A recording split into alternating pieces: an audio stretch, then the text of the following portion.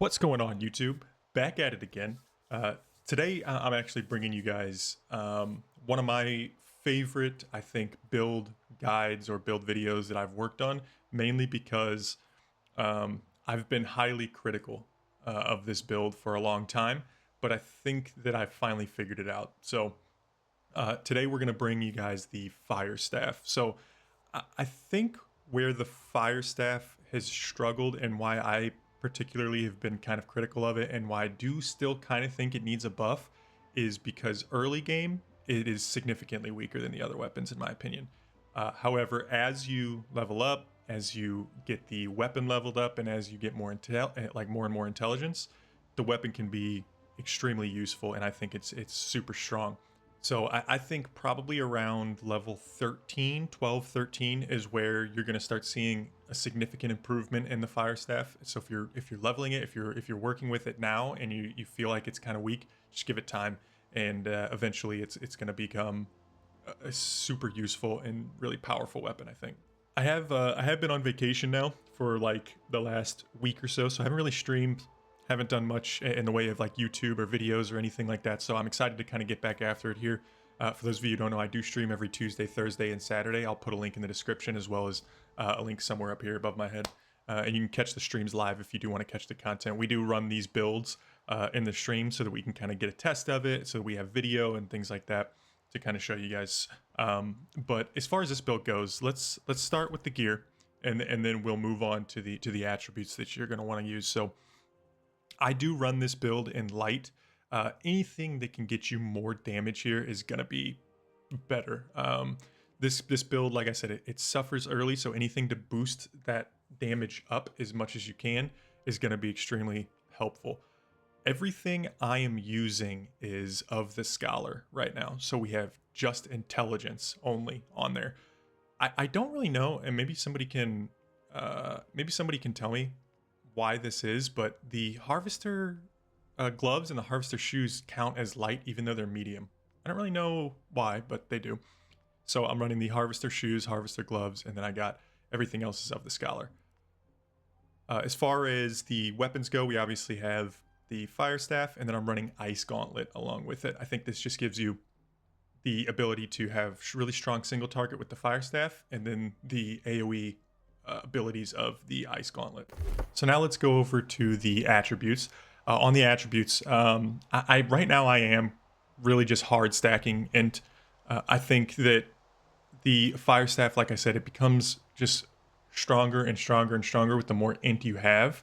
And early, if you're pushing things into constitution to try to survive, you're really going to be losing out on a ton of damage that you can get here with the duration of your overtime spells being increased by 30%. Once you get to here, 30% on first hit. So with targets at full health, that's going to be huge. This node is massive as well, 10 mana after a dodge. So when you have 100 mana, like we do most of the time, that's 10% of your mana just for dodging. And that's why a lot of the times I don't, or a lot of the build, you're going to see that I kind of skipped on some of the fire staff, like mana back or mana return things, like on heavy attacks, and then on the some of the abilities, you can get like a mana back if you hit a certain amount of targets or whatever. I kind of skipped out on them because there really is no reason why you're going to run out of mana in this build. I don't think I have after I've gotten to this point. And then you're going to have the 15% increased elemental damage, the 10% crit hit, and the 10% light and heavy magic attacks. These two are huge, as well as I mean all these are huge. So I would say get to 50 constitution bare minimum, but then just push as much int as you possibly can.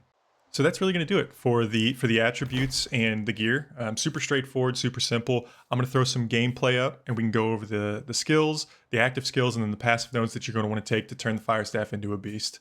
So let's start by talking about the ice gauntlet. The ice gauntlet really isn't the star of this show, but it's where we get a ton of our AoE, and it is super important. And I think it's in general a beast of a weapon, just because of the amount of damage it can put out to multiple targets. It really is kind of an AoE king, in my opinion. So we'll start by talking about the Ice Tempest tree, since that's where we get most of our damage. We're going to take two skills here, and that's going to be Wind Chill, which is, this is very wordy, so bear with me. A player aimable attack that blasts a column of freezing winds that pushes the enemy back 5 meters while dealing 16% weapon damage with each hit. And then Wind Chill has a total range of 7 meters, and the furthest 2 meters increases damage by 20% without pushing enemies back. And then the player can move for this. So basically, it's a very wordy way of saying it pushes them back to 5 meters, but it won't push them any further past that.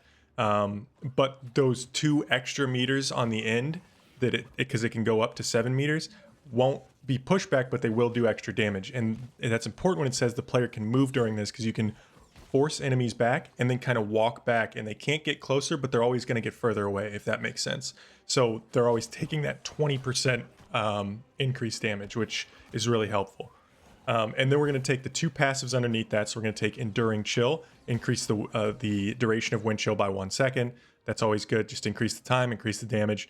And then we're going to take Chilling Blast, increase the damage of the last 2 meters of Wind Chill range by 25%. So now those last 2 meters become really important, and they can do a ton of damage.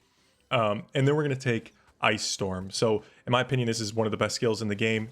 And it's one of the best skills for just about any weapon, I think.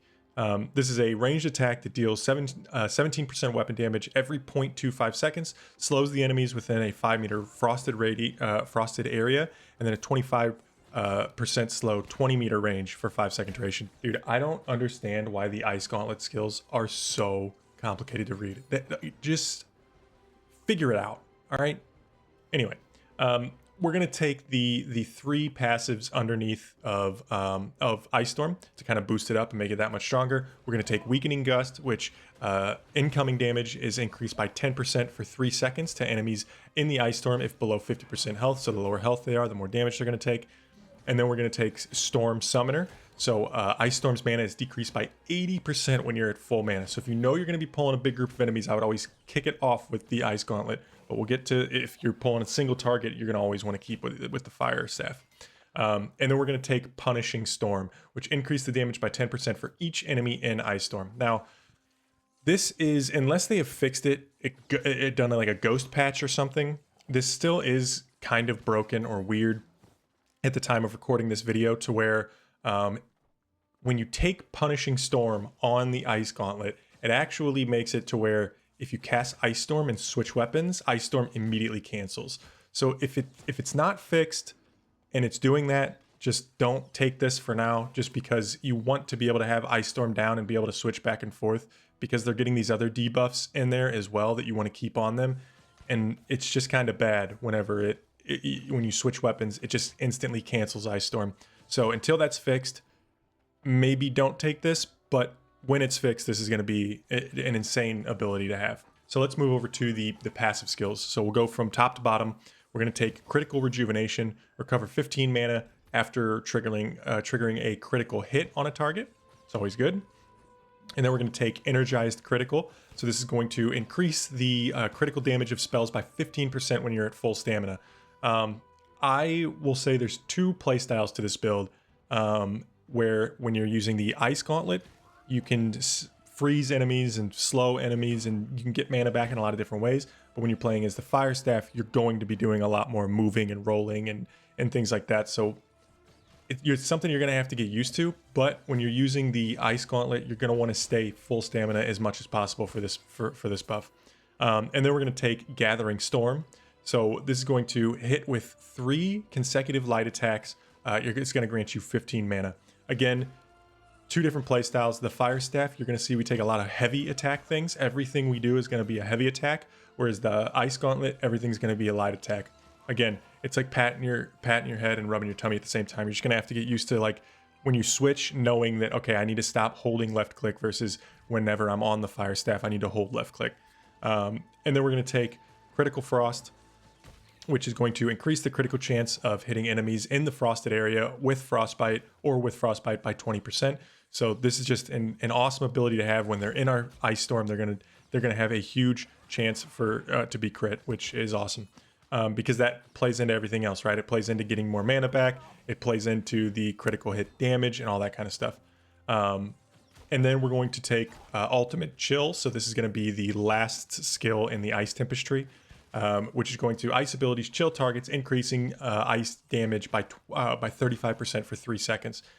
This is huge. I mean, it's just a 35% buff when we drop that ice storm. It's going to instantly put this buff on them and they start taking 35% more damage. This really is, like I said, probably the AoE king in my opinion. There's very few weapons that are as powerful as the Ice Gauntlet is in AoE. So now let's hop over to the builder tree, where the one skill we're going to take here is just a really, really strong CC. Just keep things away from us as much as possible. That way we can, in a squishy build like this, the more we can keep things away from us, the better. So this is going to be Ice Shower. Which is going to summon a shower of ice that creates a frosted area approximately 1 meter by 5 meters. Enemies that enter the ice shower will be stricken with a powerful frostbite. Frostbite roots the enemies for 1 second, blocks sprinting and dodging, and slows movement speed for 3 seconds. And then it says the ice shower has a lifetime of 4 seconds, which actually seems very short. Like, it goes by very fast. So I would only use this once people are getting to you. Don't try to pre-put it down because it's going to go away by the time they get to you. And then we're going to take the 3 passives underneath that. So we're going to take Enduring Shower. So this almost doubles the time. It usually lasts 4 seconds. Now it lasts 7. And then we're going to take Quick Shower. So this is going to be any ally, including yourself, will get a 25% boost to movement speed for 2 seconds when entering the ice shower. To be honest, I don't see why you would do this. You're going to want to put it down when they get frozen. Just run the other way. This would be, you would have to freeze them and then run through it, which seems weird. I wouldn't necessarily do that, but we need to take this one so that we can get to the next one, which is super powerful, and that's Frigid Showers. Frostbite applies a rend to the target, reducing defenses by 10%. So that's going to help us. Like I said, this ice shower, it puts a ton of debuffs on the enemy, not only to take more damage, but to also make them a lot slower and not be able to get to us. It really is a really good CC to have. So as far as the passives go, we're going to take Quick Frost, which is going to increase our speed in a frosted area by 10%.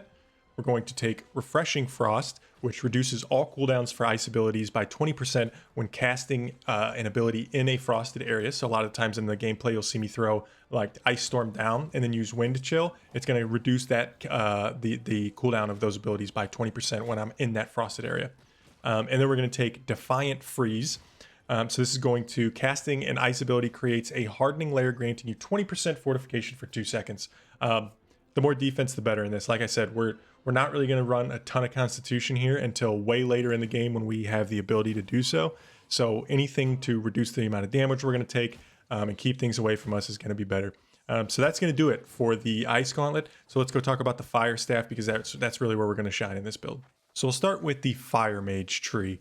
This is really where we're going to get most of our damage with the Fire Staff. The passives alone are insane here. The skills are really just kind of an additional bonus to the passives that really make the Fire Mage or the Fire Staff really, really strong. So the 2 skills we're going to take from the Fire Mage tree are going to be Pillar of Fire, which is a targeted spell that deals 134% weapon damage. And then we're going to take one of the 2 passives underneath that, which is First Strike. Pillar of Fire deals 40% more damage to targets at full health. This is why I was saying earlier that you're going to want to open with this. It does a ton of damage when you first open with it. And the reason why I don't take the second passive here is all it does is it returns mana, 10% mana for however many targets you hit.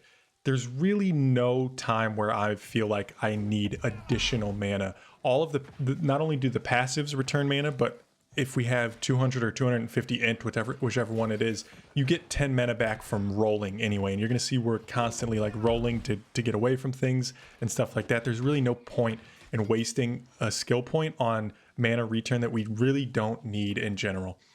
And then the second ability we're going to take here is Fireball. So this fires off a heavy fireball that deals 140% weapon damage. The impact leaves a 3 meter burning field that lasts 6 seconds, and the burning field deals 10% weapon damage for each second. Then we're going to take the 2 passives underneath that. So we're going to take Scorched Earth. Fireball's burning field persists for 9 seconds now instead of 6. So we had 3 extra seconds, so 30% more damage throughout the lifetime of that burning field. And then we're going to take Catch. Direct fireballs give you a 10% max mana and reduce your fireball cooldowns by 7%. This is another reason why I didn't take the other passive, right? We're getting the 10% here for a direct hit, but we're also getting cooldown. It's a double whammy.